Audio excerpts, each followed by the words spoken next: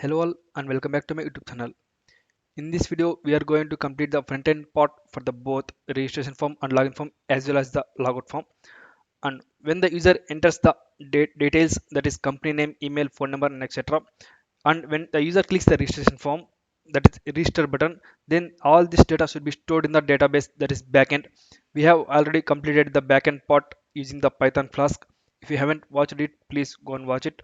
And in this video, with the help of this backend, we are going to store all this input data which is entered by the user in the backend part, that is in the database.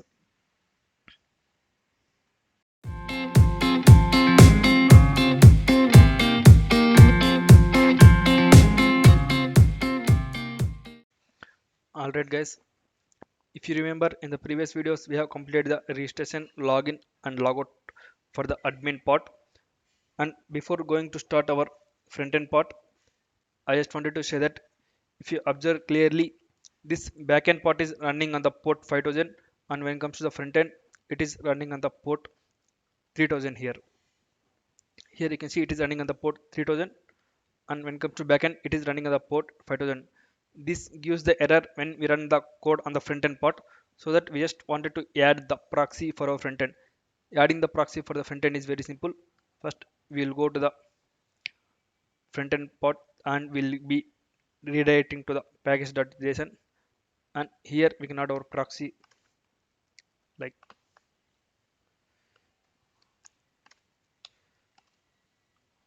and here we'll be pasting this proxy here.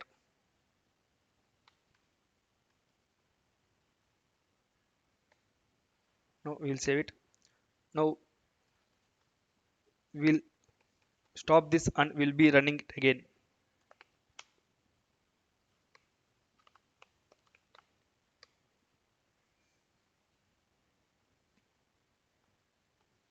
Okay, first we'll be completing our registration form here.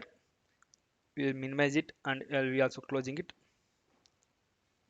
Now here first we'll be creating an use state here to store the all the data which is entered by the user.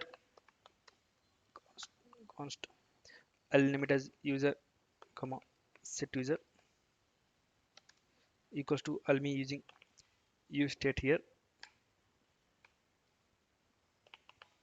Before that I'll be importing use state here. There are many variables, like first one is company name. I'll make it as blank for now, and similarly for email, and also for phone number, password and confirm password as well.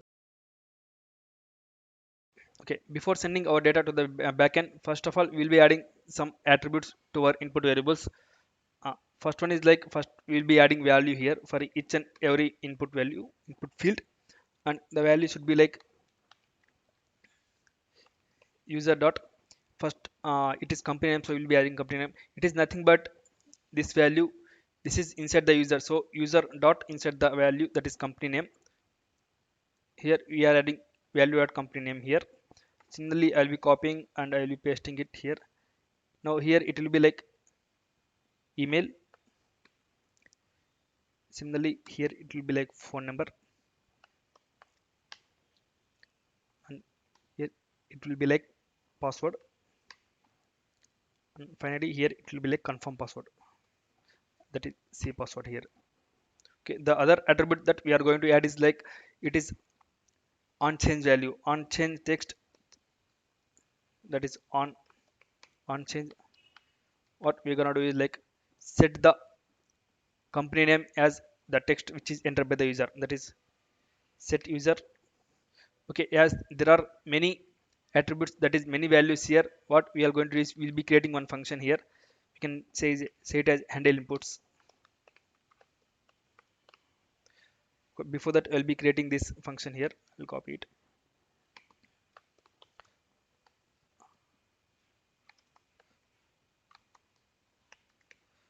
I'll be creating one function, and what I'm going to do is, first I'll be creating a variable.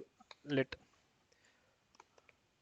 I'll create name equals to, we'll set the value entered by the user to the value variable name, that is e dot target dot value. We don't want value here, we want name here. And similarly for value we'll be setting it as value.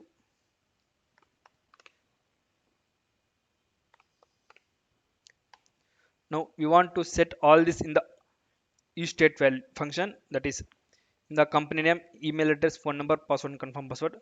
We can do all this in a single line, that is we'll set user. And what we'll be doing is it is like shortcut form. And what we'll be doing, first we'll be getting all the user data, that is we'll be getting all the user and replace it with, or you can say it like update it with the for each name and for its respective value. This is like a short form for updating all the user states here, that is company name, email, phone and password and confirm passwords. And similarly we'll be copying and pasting it for each and every input value. Okay, finally we'll be editing for the submit button here. Okay, what we'll be doing here, I'll be creating a new line and we'll making it at on click here. When the user clicks the submit button or register button, then we'll call a function called post data.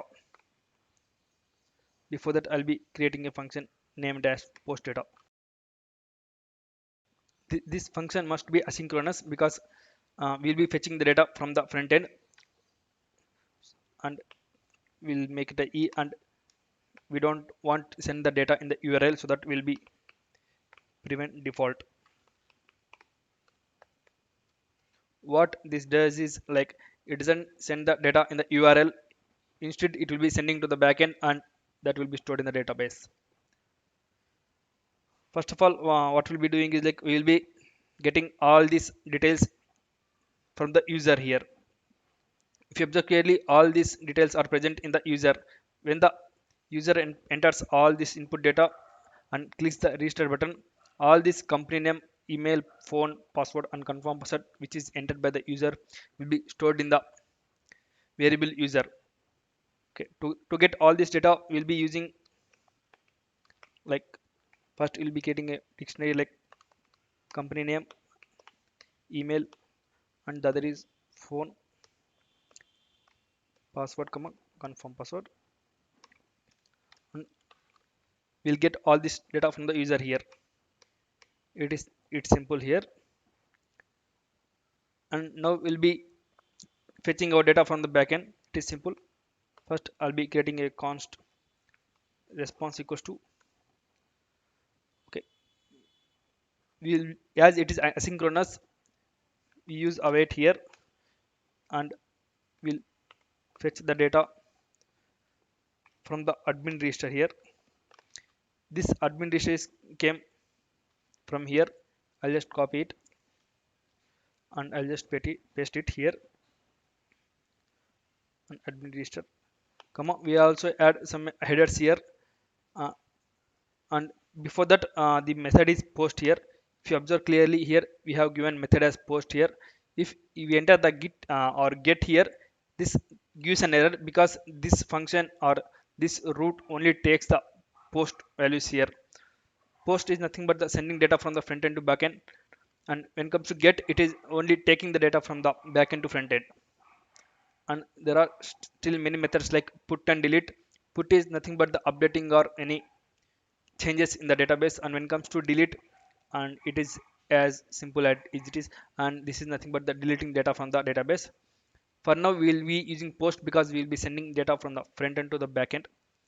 Okay, so that the method should be post here.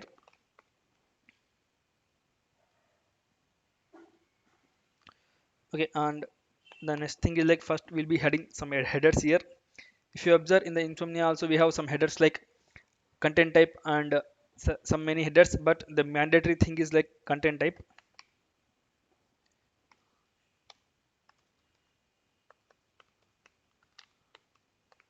Content type, it should be the application slash json.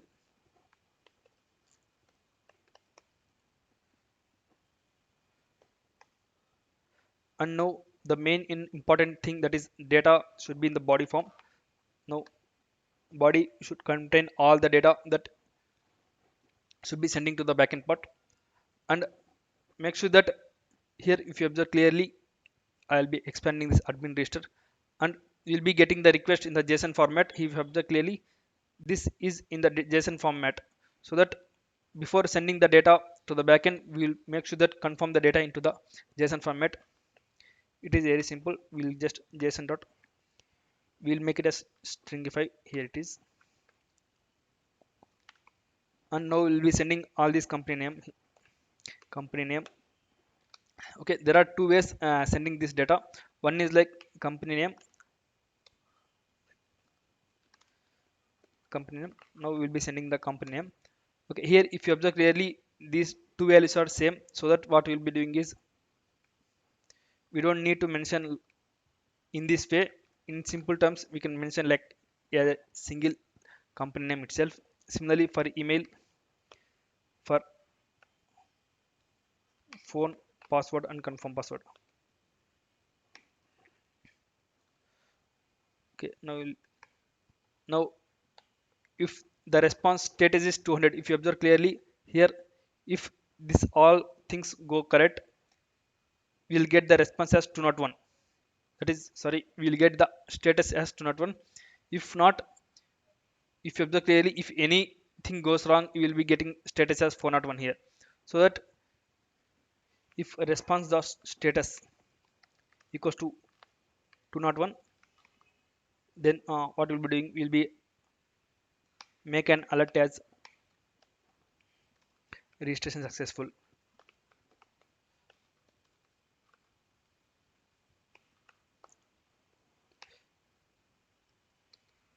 If the response is not 201 or anything, or it may be 401, and we can also write it as, if response of status equals to 401, then we can write it as window.alert registration failed. Very simple. Now if you observe clearly here, we are returning the token here. If the response is, that is if the status is not one, we'll be storing this token in one variable called data. Here we can add it here. Before this const, we'll make it as data here, data equals to, and we'll be fetching it from the backend, so that have it is stored in the response, and we will be converting it into the JSON format here. Yeah, now we'll be getting our data token in the form of data. And now we'll be storing it in the local storage here. In this React, we have a keyword like called local storage here. Local storage dot will be set an item. The item may be like, we'll name it as token, and the we'll be storing this data dot token here. If you observe clearly, in the data we have a value called token, so that what we'll be doing is, will data dot token, and now this contains the token, and this will be storing in the variable called token within the local storage. And now here, one condition is like, if all these things goes correct, if the user enters all the data and clicks the register button, and if the details are all correct, then he should be moving to the home page. So that we'll be using one keyword called use history here, and we'll be calling a function const equals to use history, and using this variable history, we'll be pushing our page to the front end, that is home page. It is simple, history dot push. If you observe clearly, front end is like forward slash here, that is, this is mainly, this is for the home page here. And if wrong, we should be stayed in the registration form itself. The user is not able to log in into the home page. Okay, now we'll be saving it. Before that, make sure that our backend code is running here. If you observe clearly, it is running in the port 500 in the local host. we can make sure that now I'll be saving it and I'll be moving to the home page. Here in the line 13 is not defined. We'll go to the registration form. We'll go to the line 13.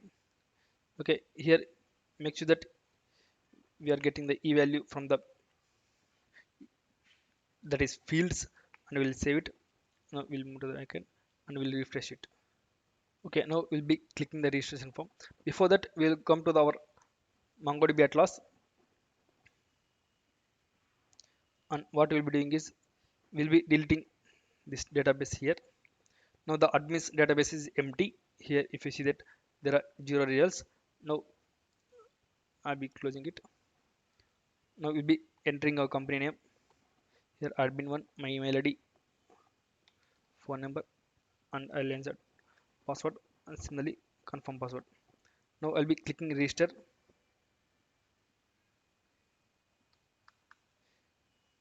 Here you can see that in the backend part, post admin register is 201, that is status is 201, that is successful. Here you can see that alert as registration success. If I click on the OK, now it is redirecting to the home page. Okay, I think we'll go to once database and we'll be refreshing it.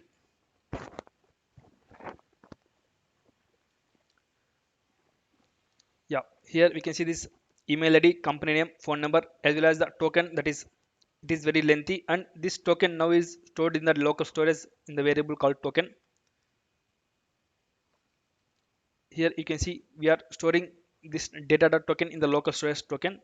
We'll be using this token while login into the system. If the token is already exist, then he don't need to login. If not, that means the user is not in the login or either in the registration registered. Okay, I think the registration part is completed here. Okay guys, in the next video we'll be completing the front end part for the login and logout form. It is as simple as the registration form, that's which we have done today. And yeah, if you like my video, please subscribe to my YouTube channel and also hit the like button.